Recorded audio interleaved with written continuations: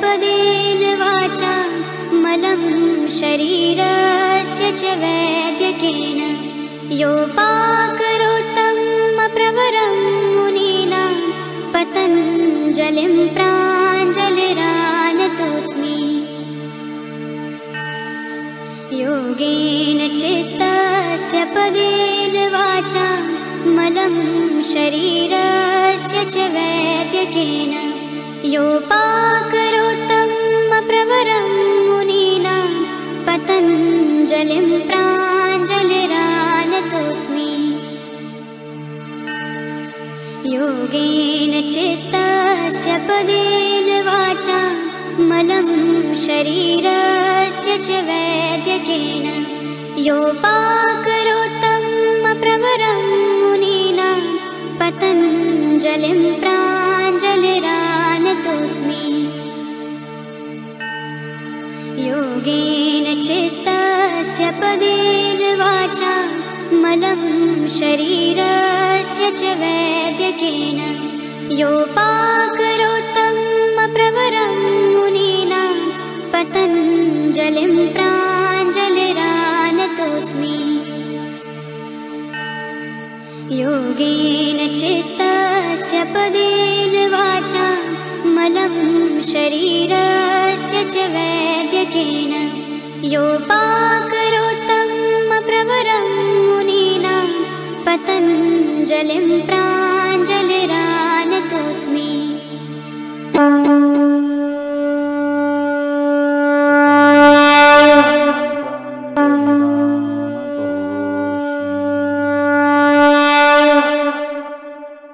ततः प्रातिभ श्रावण वेदनादर्शा स्वाधवार्ता जायन्ते।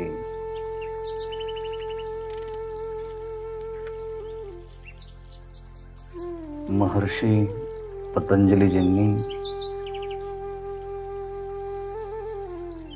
विभूतिपादामध्ये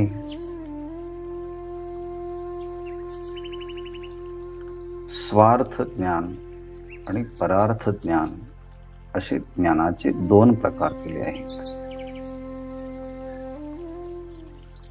सत्वपुरुषयोः अत्यंत असंकीर्णयोः प्रत्यया विशेषो भोग परार्थत्वात् परार्थात् स्वार्थ संयमान पुरुष ज्ञानम।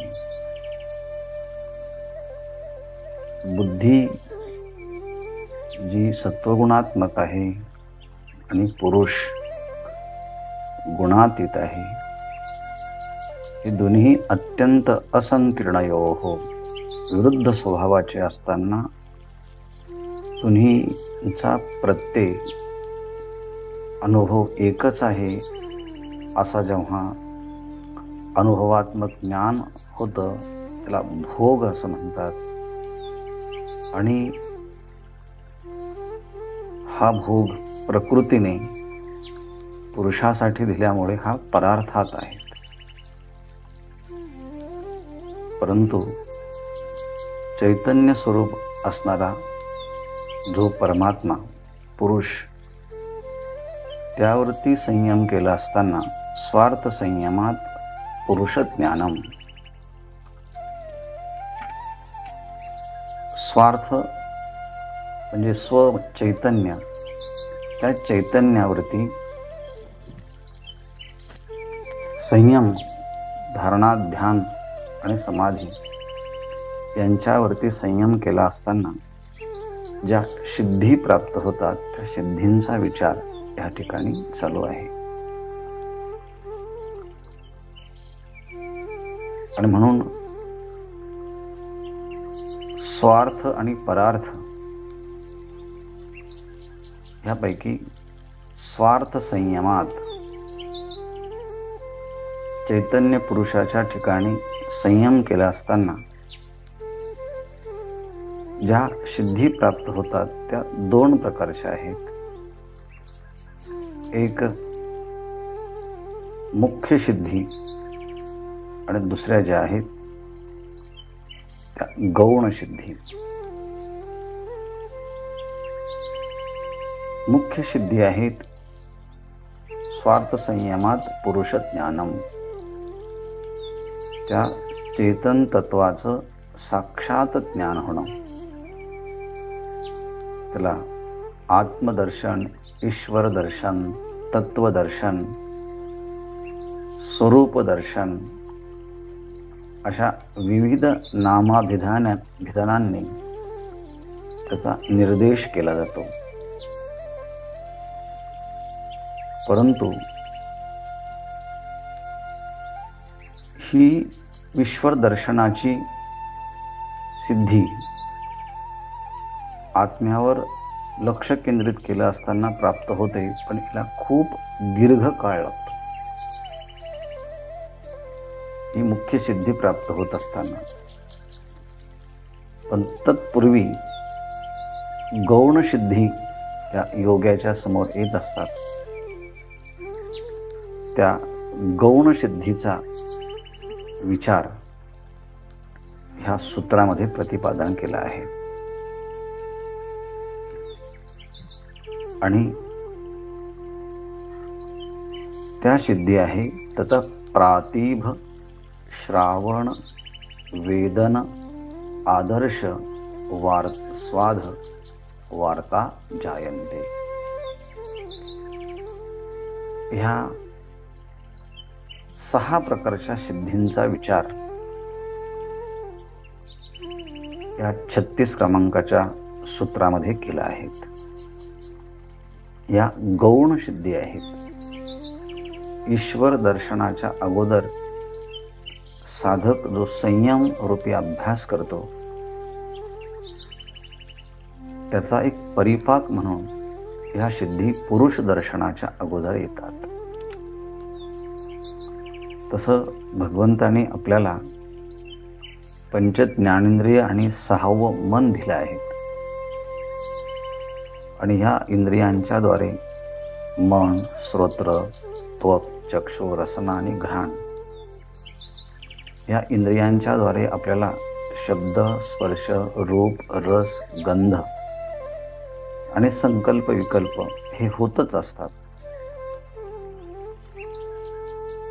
परंतु स्वार्थ संयमात पुरुष तत्वाच्या ठिकाणी धारणा, ध्यान आणि समाधी यांचा संयम केला असताना या 6 इंद्रियांच्या ठिकाणी एक अलौकिक असं सामर्थ्य प्राप्त होतं. आणि त्या अलौकिक सामर्थ्याचं वर्णनच या प्रस्तुतच्या सूत्रामध्ये केलेलं आहे. त्यालाच क्रमशः प्रातिभ, श्रावण, वेदन, आदर्श, आस्वाद आणि वार्ता अशा नामाने संकेत केलेला आहे. आणि म्हणून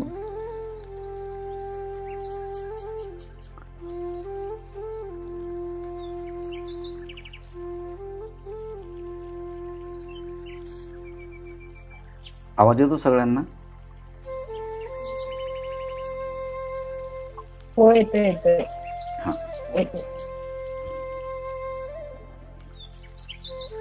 ह्या अलौकिक सिद्धींचा जेव्हा विचार होतोय तेव्हा श्रोत्र इंद्रियाच्या द्वारे श्रावण, त्वक इंद्रियांच्या द्वारे वेदन, चक्षु इंद्रियांच्या द्वारे आदर्श, रसना इंद्रियांच्या द्वारे आस्वाद आणि घ्राण इंद्रियांच्या द्वारे वार्ता अशा प्रकारच्या गौण सिद्धी त्या इंद्रियांना प्राप्त होतात. त्यापैकी पहिली सिद्धी आहे प्रातिभात इति.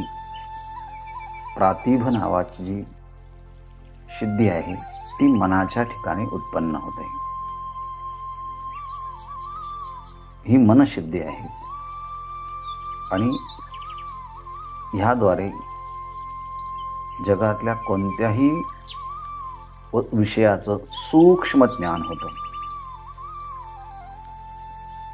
त्या वस्तूच्या वरती काही प्रतिबंध आला असेल, आच्छादित असेल, तिचं ज्ञान होतं.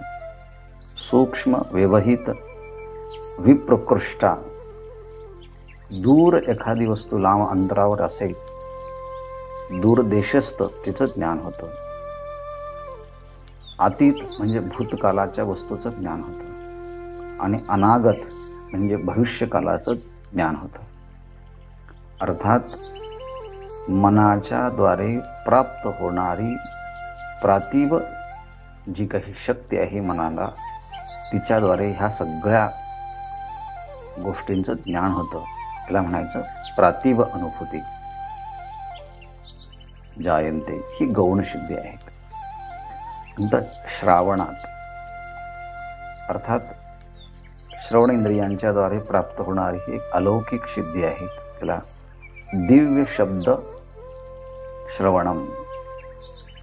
देवतादिकांचं, मोठ्या सिद्ध योग्यांचे शब्द आपल्याला सहज ऐकू येतात. नंतर आहे वेदना दिव्य स्पर्शादी गमः.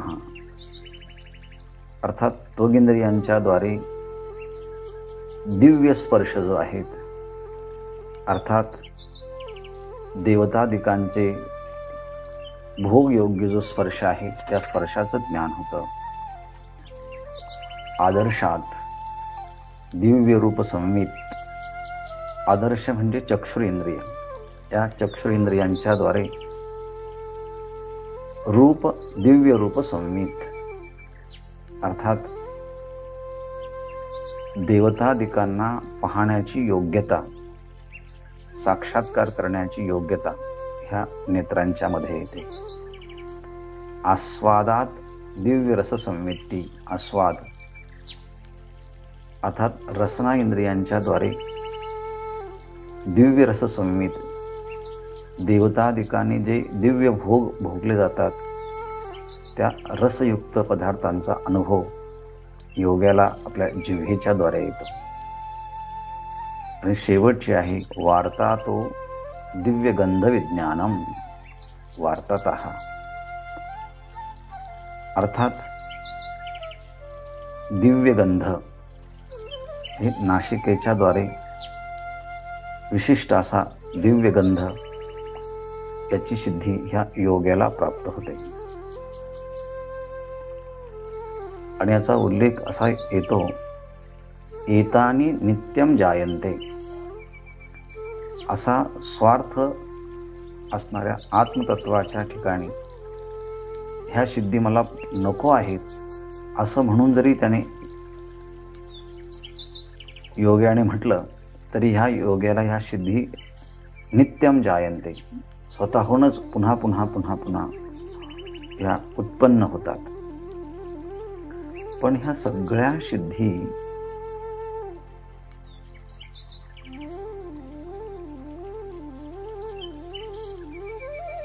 ईश्वर दर्शन होण्याच्या अगोदर प्राप्त होतात.